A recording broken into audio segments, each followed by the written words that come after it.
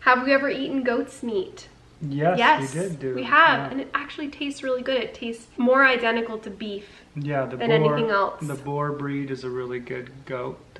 Very good tasting. And one year we did raise a boar goat. Then at the end when it was time to butcher it, I chickened out only because I was like, I think I was dealing with a lot of back pain then, and it just seemed like too big of a task. And it didn't get very big just on grass. Like a lamb gets really big just on grass, and goats are more browsers and they want other stuff. And we not only just drink the milk, we also will make cheese sometimes, and we'll make yogurt, and we'll use it in lots of like any kind of baking. We don't only drink goat's milk. We'll, you know, buy cheese that's from cow's milk. It does help with our kids' asthma having goat's milk as opposed to cow's milk. It does, for sure. So if we have excess, we've never really sold it. We will give it away sometimes if somebody has like a baby that can't tolerate anything else and they're kind of desperate. But we can't really sell it in Arizona, and we don't really want to touch that, so. Yeah, there's lots of yogurt and ice cream and cheese to be made with it. Somebody asked how much we spend on lamb feed. We don't. We just give them grass. Throw some minerals in there and some fresh water and you're good to go. All right, so for butchering, what tools do we use to butcher a chicken? I have a butchering video. I'll post it below, but just really the sharpest knife. More of a shorter knife because you're going to make all these cuts that are pretty like petite. Do you ever feel bad when you butcher animals? Yes, we do feel bad every time, but we feel just as bad when we buy meat from the store. So we figure if we're gonna eat meat, we better get comfortable with, you know, butchering. Yeah, teach our kids how it works. Yeah, it is. It's a good experience. I feel like every meat eater should have the experience of butchering their own meat. Not that they have to always butcher their meat, but it's good to have the experience because it really makes you appreciate it more. Kevin, why don't you like milking? Oh, it's not that I don't like to. It's I'm not very good at it. Aw. So I'm really slow, but I can milk. It just takes me probably 2 hours. Oh, that's just his excuse for not wanting to milk. Because if he wanted to, he could figure out how to do it. It is really hard to learn how to milk a goat because you have to train a muscle to work in your hand that isn't usually worked in that way. So all of us have way stronger hands than Kevin. Do you have somebody that helps run the farm? We have a helper when we go out of town to the cabin or something. We have a friend that we hire to come. Yeah, but other than that, we don't really have somebody come by and, you know, do stuff. It's just us. Will we ever do interns? We've got 2 interns, Ethan and Lydia, right now. Yeah, we're kind of busy with everything here. Their kids and their crazy lives and all the sports and activities and homeschooling and all of that they're into that I really don't think we could handle it. Also editing, making videos and all that. Yeah. All right, so I'm gonna cruise through some of the gardening questions real quick. Do we plan on producing the same produce? I kind of switch around. Sometimes I'm like, I just do the things that work, or I try new things. I'm kind of just like all over the place when it comes to gardening. This is why we love Arizona. Our gardening season is actually year round here. Aside from the heat, that's a little bit annoying, there are still like things that do really, really well in the heat. So love that. All right, Kevin, when will the pond get started? Oh my goodness. When? Within the next week or 2 weeks, hopefully, something like that. Yeah, we're excited. We actually just a couple days ago went to the local town offices and we found out that we have like hardly any permits that we have to do, which is really exciting because we actually thought we'd have a lot of restrictions. We were told we would. And so for our pond, the pond is not for our animals, it's for us. We're not gonna let the animals drink in it. We're not gonna get ducks to swim in it. So we're gonna grow some fish in there, but it'll also be a swimming area for our kids. It's really hot here and we love to be able to cool off, and we think it'll be fun to get. Apart from the pond, what is our next project? probably just fleshing out more of the animal situations, because we'll probably be adding pigs, probably be adding rabbits. Yeah. I'd love to do a water catchment water harvesting system. Totally. So all that stuff, well, it'll just be like continuing with that, but we're pretty sure the pond's going to take up the majority of the next 4 months or so of just focus and energy towards that. So we have some health questions. Do we still use oils in our house? Yes, we use them a ton, and I don't know why I never show them on the channel. I think it's because like I'm always holding the camera and I'm outside doing stuff. I'm usually using them in the mornings or in the evenings, and I'm not really catching that on camera. So I'll be sure to incorporate that a lot, because I definitely do use them.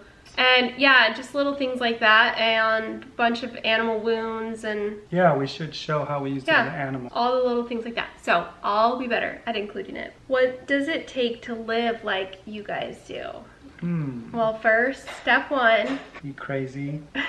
Really, I think any kind of homesteading life or farming life can be created on any size lot. I don't think that you have to be living on, you know, acres and acres of land to create the life you want. So like, you do you, you know, you create what you want, whether that's a small garden and a little flock of chickens, or, you know, like a tomato plant on the patio, stuff like that. Let's see. Do you or Kevin work? Are we lazy slackers?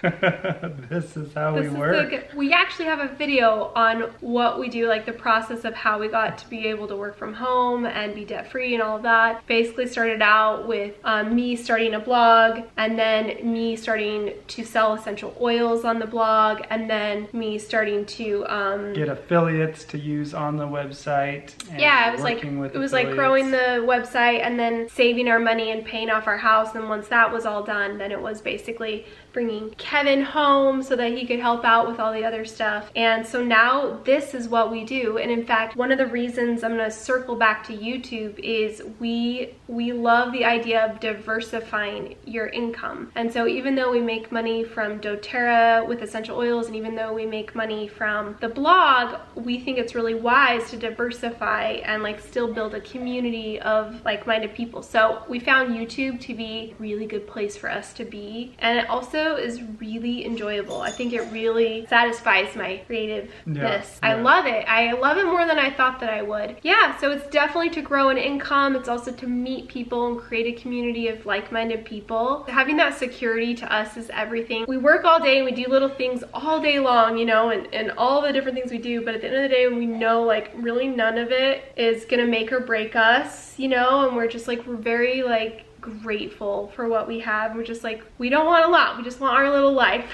You know, we don't have like huge dreams, we just have our little dreams, and we're okay with that. Your kids seem so well-rounded. How do you get them to happily do farm chores every day without complaining? Our kids are good though. I think that they've always done it since they were little. They don't complain. They'll sometimes go, oh, you know, is that complaining? But they'll go out and do it. They're good kids. Yeah. They're good kids. We're just lucky. Talk about the homeschooling system, Kevin. Well, actually, so Kevin does the majority of the homeschooling. People often have said, oh, is it Danelle that does it? And I used to. But do you know what my style of homeschooling is? No homeschooling. Mine is the unschooling, free range, like you do what you want to do homeschooling, which worked well when they were little. And then as they got to where they actually needed to learn things, it got a little more difficult. So Kevin, it was perfect timing because he was coming home from work and now he basically does all the homeschooling. So what programs do you use? The best thing to do is find what program works for you, because there's so many. So an online one works for you, do that. If you have one that's, your kids are auditory learners, if they're visual learners, you just find a program that works for you, and then find good groups on Facebook or co-ops with groups of kids so they can get really good friends and things like that. Will our kids farm in the future? They say they will, but I don't know if they will. They'll probably just come to our cool house because we'll have a pond. That's right.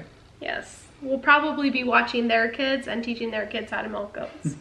Do you think you'll have any more children? Can we have any more children? We're old, you guys. 37 and 40? No. Nope.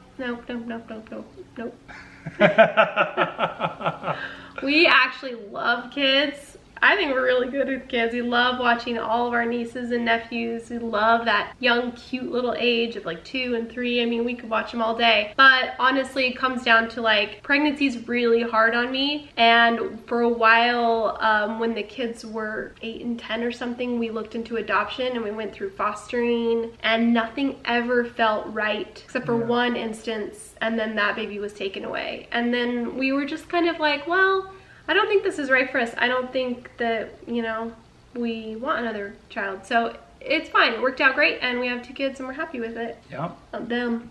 Yep. We tried to have some kids and Danelle's body said no, and then we tried to adopt and they said no, and so we're like, we say no.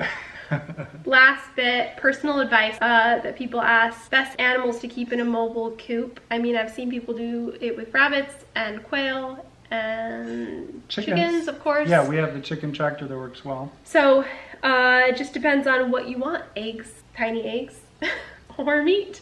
Yep. What advice would you give to someone who's starting this journey on a 1/4 acre, or even somebody that with 2 acres that wants to start a small farm? What I've noticed in most homestead design plans, and I have an article on it and I should do a video on this, I've seen just everything's usually small scale. So the best thing you can remember to do is to keep things that you're going to visit daily a little closer to the house. Your garden you want closer to the house. You don't want it at the very back of your property. You want your chickens closer to the house. Your milking area a little bit closer. But you can have pastures and pens and things further away. The only thing, and then there was one question people asked, what will we change if we were to like start over? I would just think, like, I really still wish we kind of had an area to put like Penny's about to have her babies, and I wish we could have that, like a little pen. We kind of need to figure out a better situation. So you can hear her in the middle of the night, so we'll have to do a baby monitor. Yeah, we'll have to do like a webcam or something. You guys can watch, and then you guys can like text us when we need to go out there and deliver the babies. And so I think that that is basically it. Wow, we made it through the whole thing. This is going to be a beast to edit. We really appreciate all of the support and that everybody has been so welcoming and kind, and we just love all you guys. Love the community. We think it's so cool and